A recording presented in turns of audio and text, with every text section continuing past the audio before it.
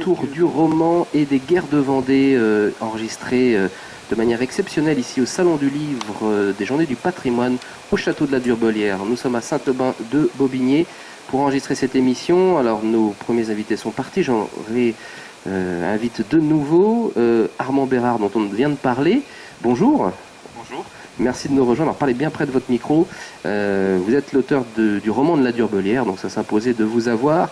Roman dont le 4e tome est sorti tout récemment. Vous avez mis en scène un peu, évidemment, cette histoire un peu locale ici, autour un peu de ce lieu de la Durbelière. Et puis, je ne vais pas dire un ovni, mais quelqu'un de très intéressant qui va nous donner son regard un peu extérieur sur la Vendée, c'est Jean-Jacques Garcès. Bonjour. Bonjour. Merci, vous n'êtes pas de Vendée et vous êtes passionné pour le sujet des guerres de Vendée et dont vous avez fait un roman qui s'appelle Les Saisons de l'Aulnay. Tout à fait. Et vous allez nous dire comment vous êtes arrivé à cette histoire, comment vous êtes plongé dans le sujet. Que dire sur ce roman? On vient de dire beaucoup de choses avec donc Yves Violier, on a passé aussi, et Richard Luel, on a passé aussi un petit peu en revue un peu les grands, enfin, ceux qui avaient mis un peu le pied à l'étrier de romanciers. Vous, c'est le cas aussi, vous avez, hormis les historiens, il y a des romanciers aussi qui vous intéressaient sur le sujet, Armand Bérard, ou pas? Alors, sur les guerres de Vendée, oui, c'est vrai que un roman que j'ai beaucoup aimé, finalement c'est un des premiers romans sur le sujet des guerres de Vendée, c'était au milieu du 19e siècle, c'était un auteur britannique, Anthony Trollope. Ah oui, mais c'est un peu le Balzac britannique, un peu, Oui. un très très grand romancier britannique, qui a écrit d'ailleurs, c'est intéressant, autour de 1850, oui, un livre qui s'appelle Vendée. Je ne sais pas si vous l'avez lu, Jean-Jacques Garcès, mais il a d'ailleurs été édité en français il y a finalement assez peu de temps. Il y a quoi, 10 ans, 15 ans Oui, une quinzaine d'années. Il a été traduit en français, oui. Et c'est un très beau roman, oui. Et c'est vrai que le roman, effectivement, même les Anglais s'y intéressent, donc comme quoi des Pyrénéens peuvent le faire, Jean-Jacques Garcès. Je crois. Oui. Et ça vous a mis aussi le pied à l'étrier un peu de l'écriture. Qu'est-ce qu'on se dit quand on veut faire cette saga? Qu'est-ce qu'il y a derrière la saga du roman de la Durbelière? Quelle est l'envie? Alors j'ai toujours aimé lire, j'avais depuis très longtemps envie d'écrire, notamment sur cette période qui me touche beaucoup. Je ne suis pas du tout vendéen, hein, comme Jean-Jacques, je n'ai aucune racine vendéenne, je suis simplement vendéen de cœur, j'habite en Vendée depuis une quinzaine d'années. Mais beaucoup de choses, beaucoup de rencontres m'ont appris m'ont donné justement cette envie d'en savoir plus sur les guerres de Vendée, et notamment la figure d'Henri de la Rochjacquelin qui me passionne depuis l'enfance. Et donc c'est naturellement qu'en venant à la Durbelière, j'ai trouvé que ce lieu en lui-même était assez... il y avait quelque chose de romantique avec ses ruines, ses étangs, cette forêt. Et je ressentais aussi une présence aussi. Ah oui. Alors ça, c'est la présence mystique un peu... Vous êtes un des derniers romantiques ou un héritier? Je ne sais pas, oui. Qui voyait l'esprit un peu des lieux, l'esprit un peu des âmes aussi dans certains lieux. C'est ça le romantisme aussi, hein. C'est quelque part de faire parler les pierres et les arbres. Et c'est vrai que c'est le cas peut-être dans ce lieu que... Alors peut-être pas très connu des Vendéens départementaux, mais il faut venir, hein, il faut venir. Je crois que le lieu est un peu ouvert quand même, on peut y accéder. Oui. Il y a bien sûr les ruines, il faut juste faire attention, mais le lieu est ouvert bien sûr aux visites. C'est un très, très ancien château, très beau château, complètement dévasté en 3 ou 4 fois pendant les guerres de Vendée. Mais les ruines sont un peu sous la mousse et les herbes, et ça donne un côté effectivement avec les douves un peu romantique effectivement. Alors, le roman de la Durbelière, 4e tome, il faut se lancer quand même dans un travail d'écriture. Pourquoi faire avancer le récit de manière aussi longue, Armand Bérard? Alors c'est vrai qu'au départ, je pensais écrire le roman en 2 tomes. Finalement, c'était en 4 tomes. Pour une question de ne pas avoir des livres trop gros pour que ce soit plus lisible finalement. Mais au départ, je voulais ancrer le récit dans l'Ancien Régime pour montrer finalement cette évolution qui s'est opérée, que ça ne s'est pas fait du jour au lendemain, à travers les consciences. Après, oui, j'avais envie d'écrire un roman. C'est vrai qu'il y a eu beaucoup de romans déjà sur le sujet, mais j'avais envie modestement d'apporter un petit peu ma pierre en fait finalement à cet édifice, parce que j'avais envie de montrer que les guerres de Vendée restent d'actualité et essayer d'amener justement les gens à cette époque par le roman, plutôt que par des ouvrages scientifiques. Il y en a déjà énormément et qui touchent finalement un public assez limité. En quelques mots, la trame, sans en délivrer tous les ressorts. Alors on suit pérégrination de la famille de Rortet, donc qui était la famille qui possédait la Durbelière avant les La Roche-Jacquelin, jusqu'au début du XVIIIe siècle. Donc finalement, il y a une part du chrony, puisque donc je fais comme si cette famille possédait encore le château au moment de la Révolution, mais il y a quand même La Roche-Jacquelin qui intervient au second plan. Et donc on les suit à travers les dernières années de l'Ancien Régime, la Révolution et les guerres de Vendée, bien sûr. Avec un peu les passions humaines aussi, un peu de vie, un peu de souffrance et d'amour à mettre dans ce roman. Oui, il y a toujours de la romance et puis de la violence, bien sûr. Alors ça, c'est le roman de la Durbelière. Vous faites vivre des personnages à la fois historiques, mais aussi un peu et forcément fictionnels. Donc vous mettez dans leur bouche aussi, vous faites vivre ces personnages.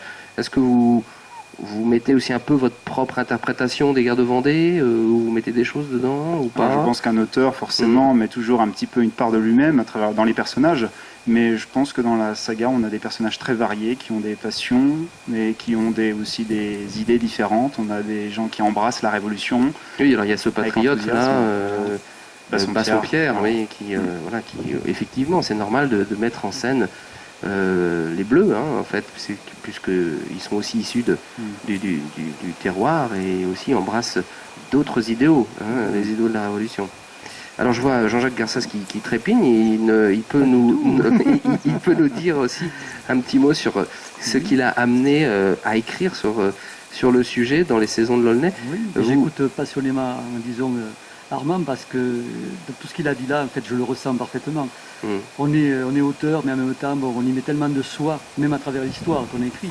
Bien sûr qu'il faut l'histoire, il faut la réalité, mais en même temps, après, on va rentrer dans l'histoire, mais on va être aussi un personnage, ou même des fois plusieurs. Et puis ce que disait Yves Violier, c'est qu'on écrit aussi pour des lecteurs d'aujourd'hui. Tout à fait. Donc effectivement, il y a forcément une sorte de va-et-vient, quoi. Tout à fait. C'est un échange permanent. C'est la vraie communication. Je crois que si on veut faire passer quelque chose d'intéressant, le roman va être le premier. Et des fois, le langage, je dirais, courant ne le permettrait pas. On peut expliquer l'histoire à quelqu'un, on peut expliquer plein de choses. Ça va passer à côté. Mais si vous y mettez un personnage, si vous y mettez quelque chose finalement qui est profond, et surtout de l'émotion. Et moi, je sais que l'écriture est toujours une émotion. L'écriture est un rendez-vous permanent. Je dirais que lorsque je vais écrire, il y a quelque chose qui va se passer, mais il y a une joie. Pourtant, on est seul. On demande devant quelque chose. Mais il y a une joie intense, on va dire, il y a un vrai partage avec quelque chose. Alors, c'est quoi ce quelque chose?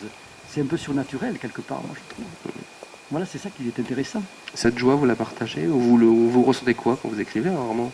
Oui, déjà, finalement, on s'échappe finalement vers une autre époque. Et une époque, finalement, qui peut parler aussi à la nôtre. C'est tout à fait ça. Je pense que c'est quand on écrit quelque chose comme ça, même je vois dans les saisons de l'Aulnay ou le prochain, on va dire donc, qui n'est pas encore sorti, donc j'ai mis le point final avant de venir ici. J'étais très content, le troisième est terminé, mais je me suis dit, mais en fait, en relisant un peu, tu es encore à nouveau dans la même actualité de ce qui se passe, de toutes ces choses-là. C'est vraiment un renouvellement permanent. Allez-y, de manière plus explicite, Jean-Jacques Garcès, qu'est-ce que vous voulez dire? Eh bien, voilà, le troisième volume là, que j'ai écrit, on parle beaucoup du directoire. Et on voit bien finalement qu'à un moment donné, le directoire, lui aussi, on va dire, a donc ses grandes envies. Et au-delà de ce qui a été, on va dire, je dirais, l'arrêt, on va dire, donc de la royauté et tout, quand on voit comment ça se passait aussi au Luxembourg, moi j'étais extrêmement surpris, je ne m'attendais pas en étudiant ça, voilà, que ça se passe comme ça. Il y avait autant de fastes, si vous voulez, que ce soit même dans le système vestimentaire, le système des fêtes, c'est représenté, et c'était multiplié par 5, puisqu'il était 5 directeurs. Et ça m'a quand même un petit peu choqué. Je dis, mais en fait, voilà, on va arrêter, on va dire une royauté, on va arrêter une dynastie, et puis on fait pire après.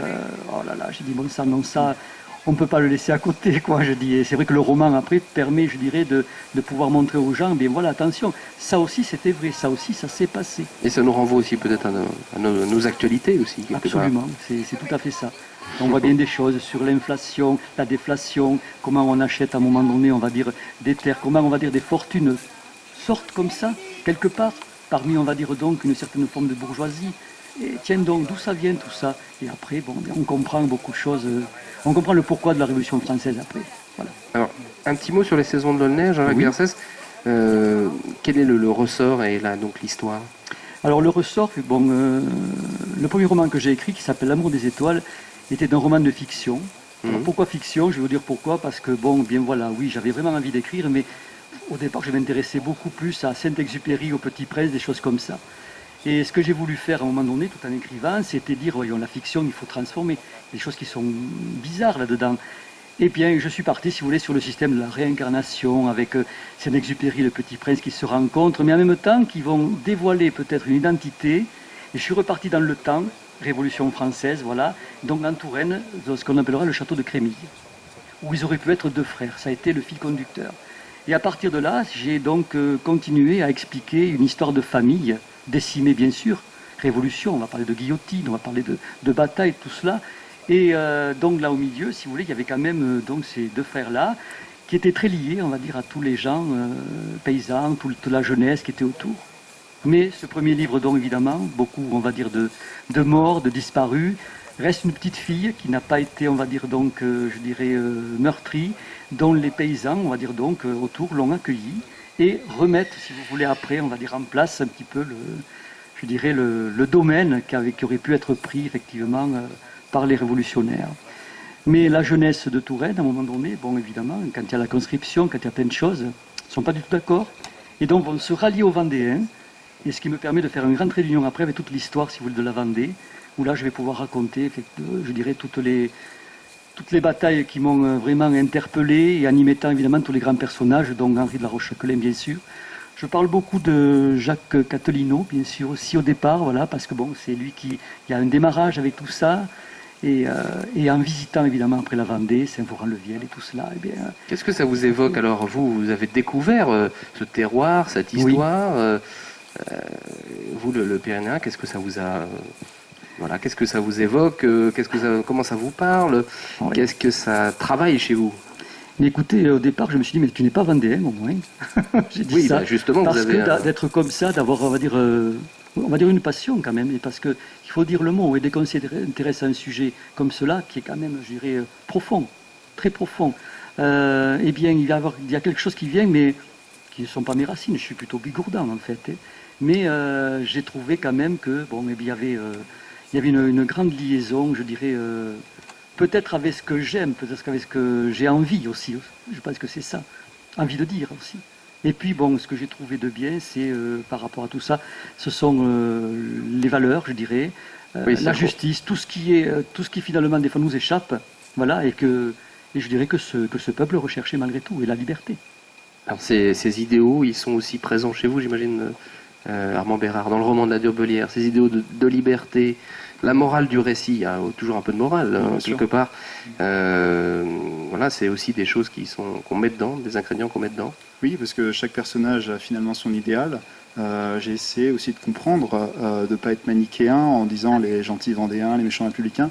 C'est pour ça, avec le personnage de Bassompierre, j'ai essayé de montrer un petit peu sa psychologie, sans que ce soit un roman psychologique, bien sûr, mais essayer de comprendre pourquoi il en est venu à détester la société dans laquelle il vivait, qu'il avait envie de tout faire table rase. Faire table rase du passé.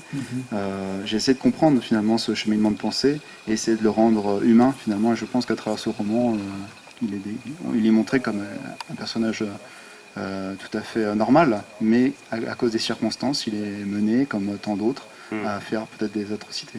Dans les circonstances, les gens se révèlent peut-être? Peut-être bien. Ouais. Moi, je crois que oui, ils sont vrais à ce moment-là. C'est ce qui permet finalement, oui, d'être peut-être plus sincère. Plus sincère ou plus cruel parfois. Ou plus cruel aussi. Oui, quand même. Si, comme on le dit aussi, ils sont amenés à faire des actes peut-être. Comment vous voyez un petit peu ce roman des guerres de Vendée? Vous avez Jacques Garcès, vous avez plutôt opté pour une documentation historique, mais est-ce que vous avez lu d'autres romans sur le sujet ou pas forcément? Ou vous laissez un peu là? C'était plus historique. Ce que j'ai lu, ça a été quand même plus historique. À part, qu'est-ce que j'avais lu aussi, je pense que c'est les mouchoirs rouges de Cholet, je pense que c'est ça. Oui, les mouchoirs, oui, tout à fait. Ça m'avait beaucoup intéressé. Michel Aragon. Voilà, Michel Aragon, c'est ça, oui. Et ça m'avait intéressé, bon, sa manière de décrire aussi. Mais disons que, bon, moi, c'est quand même pas autant, comment je peux dire ça, c'est peut-être pas aussi profond, je dirais aussi. Je pense que c'est ça aussi, même si j'ai beaucoup aimé. Mais à travers, disons, cet ouvrage, j'ai quand même au moins trouvé les mots vendéens, plein de choses que je ne connaissais pas du tout aussi, parce qu'il y a quand même des mots quand on parle d'un Rabelais, quand on parle de choses comme ça. Oui. Ça m'a beaucoup intéressé tout ça, et ça m'a permis de créer aussi un vocabulaire, parce qu'il faut aussi il faut se faire un vocabulaire en même temps, voilà. Et donc, à partir de là, c'est vrai que ça a été surtout après donc plus historique. Ouais. Lire l'histoire et intégrer cette histoire à mes personnages. Vous voyez, c'est ça. Donc les faire vivre eux aussi, on va dire donc l'histoire que je sentais en Vendée, et en même temps créer évidemment je dirais des histoires d'amitié extrêmement importantes. Voilà, c'était important. Ce qui est d'ailleurs assez extraordinaire quand on s'intéresse un peu à ce sujet, hein, le roman et ou les guerres de Vendée à travers le roman, il y a des romans tout à fait, je dis pas improbables, mais qui sont d'ailleurs assez exceptionnels, ou des aventures romanesques qui sont assez exceptionnelles. Je ne sais pas si vous avez lu, Armand, la série de Pierre Bordage. Non, j'ai pas lu.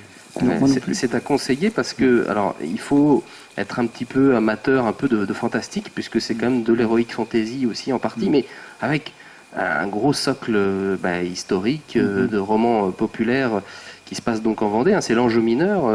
Ceux qui nous écoutent l'ont peut-être lu. Il y a plusieurs tomes également. C'est paru en 2004 et c'est très bien écrit d'ailleurs, parce que Pierre Bordage est un excellent lettré. Et ça se sent. Et lui, il mêle histoire vendéenne, patois, justement, mais aussi un peu fantastique, évidemment, parce que lui est un écrivain à la fois de fantastique et de science-fiction parfois, très connu. Et puis, ce qui est amusant, c'est qu'il, pour lui, la violence révolutionnaire, le mal, il conceptualise, il rend concret un peu le mal en montrant que c'est la conséquence d'un ensorcellement, en fait, d'un enjolinement. Des révolutionnaires, des sans-culottes nantais, par une sorcière en fait. Hein. Donc ça c'est un peu, bon évidemment c'est son roman, mais je trouve il explique finalement l'inexplicable, ce qu'on n'arrive pas à expliquer, c'est-à-dire toute cette violence qui a déferlé à un moment. Bon, lui, c'est sa manière de le faire vivre à travers le roman. Je trouve ça, c'est à conseiller. Bien sûr, merci. Je vous le conseille. Ça se lit très bien, l'Enjeu mineur de Pierre Bordage. On fait un peu de pub aussi pour ceux qui ne sont pas là. Mais en fait, les guerres de Vendée touchent finalement toutes les sensibilités. Je sais pas si. Sûrement. Ouais. Sûrement. Il parle finalement à tous les peuples et pas seulement aux Vendéens. Finalement, les guerres de Vendée sont universelles. Oui, il y a un côté un peu universel dans le sens où, de fait, comme c'est le combat un peu de la liberté de conscience, de la résistance, de l'esprit de la jeunesse aussi. Bien sûr. Les lettreux, les romanciers vont s'emparer du sujet. Ils s'en emparent très tôt. Je l'ai dit tout à l'heure en introduction, dès les premiers romans de Balzac. Hein, donc on remonte depuis cette époque-là. Jusqu'à nos jours, il y a une sorte de fil un peu ininterrompu de romanciers qui vont s'atteler au sujet. Alors, Armand, les prochaines écritures, elles ont commencé? Alors les écritures, oui. Il y a d'autres livres aussi qui sont en préparation, parce que je suis aussi éditeur. Mais pour ce qui me concerne, oui, j'ai d'autres projets, mais sur d'autres époques et d'autres lieux, pas seulement sur la Vendée, même si la Vendée est quand même une période qui me touche énormément. Mais je compte aussi aborder d'autres époques. Et vous, Jean-Jacques Garcès? Mais oui, écoutez, moi, j'ai terminé le 3e volet. Le 4e est déjà avancé un petit peu, même si je viens de terminer ça. Et puis après, oui, j'ai d'autres projets, effectivement. Mais alors, là, je ne serai pas en Vendée, je serai davantage, on va dire, sur Tarbes, ma région. Puisque j'ai eu la chance un jour, je vais vous dire pourquoi, de jouer au théâtre et de jouer un personnage qui est Monsieur Massé, Monsieur Placide Massé, et qui est, si vous voulez, celui qui a fait un jardin remarquable à Tarbes et qui était le jardinier de la reine Hortense, voilà, sous la tour napoléonienne. Donc j'ai joué ce rôle et ça m'a fait quelque chose de jouer ce rôle. J'ai dit, bon, il faut creuser, tout n'est pas dit là aussi, voilà. Donc je pense qu'un des romans sera aussi avec ce Monsieur Massé, pour plus tard. Voilà la suite. Bon, très bien, très bien. En tout cas, on peut renvoyer les auditeurs à votre ouvrage qui concerne un petit peu plus leur terroir ici, qui s'appelle donc Les Saisons de l'Aulnay. C'est paru aux éditions Percé, c'est ça, oui. de Jean-Jacques Garcès. Et puis Armand Bérard, pour vous, c'est les éditions Le Lys et le Lin que vous avez créé avec d'autres auteurs qui viennent vous rejoindre, je crois, et qui vous ont permis donc de publier ces 4 romans de la Durbelière, les 4 tomes du roman de la Durbelière à découvrir pour ceux qui ne l'ont pas encore évidemment fait. On vous le conseille évidemment.